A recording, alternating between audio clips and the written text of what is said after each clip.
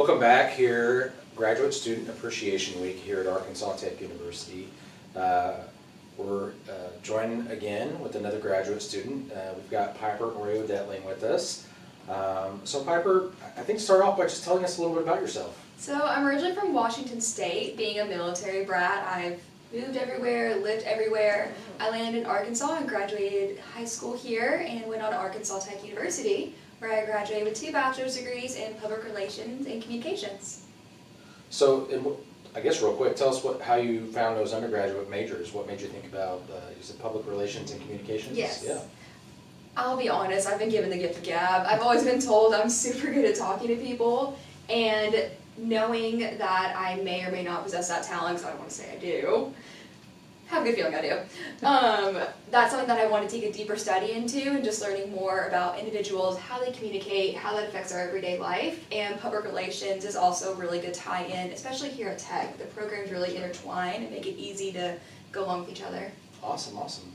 And so you finish your bachelor's degree, and you're just thinking like, I want to go to get a graduate degree of some sort, get my master's. So tell us about the process to choose your master's degree, and tell us which one you're in now. It's a funny story. I actually graduated Arkansas Tech in 3.5 years, in December of 21, I believe.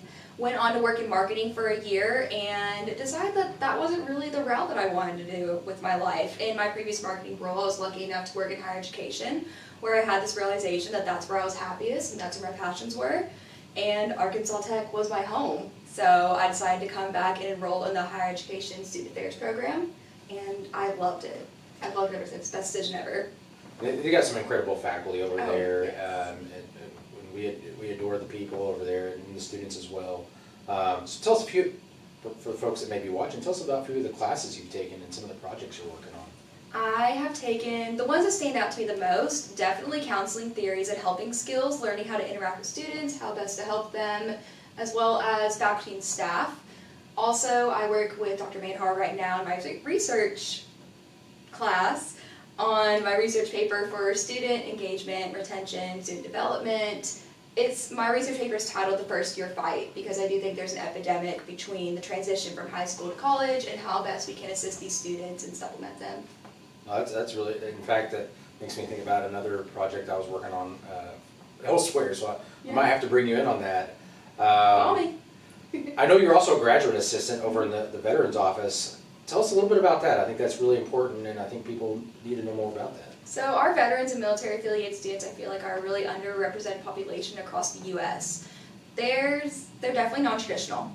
So anywhere from 18-year-olds to 70-year-old veterans are enrolling in college, and we dub them as military affiliated students. So that would be veterans, dependents, anyone who has a special connection to somebody in the military, even is welcome to come through our office, transition from, if they're a veteran, from the military to the university life, because that is a huge transition that not a lot of people talk about.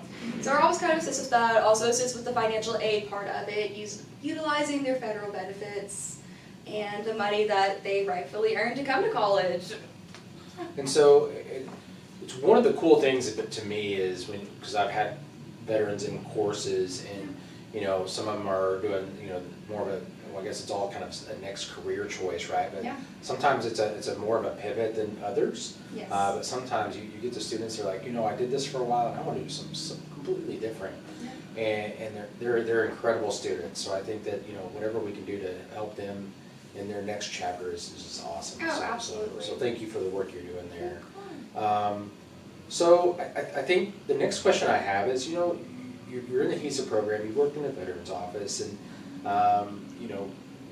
thinking about the younger version of yourself, or maybe somebody else that's thinking about, like, I'm thinking about grad school, maybe they did an undergrad in communications or whatever it may be, or maybe not, but they're thinking about grad school. Like, what kind of advice would you give somebody who's maybe, making that transition or considering that? What kind of advice would you give them as they consider their options and what to do?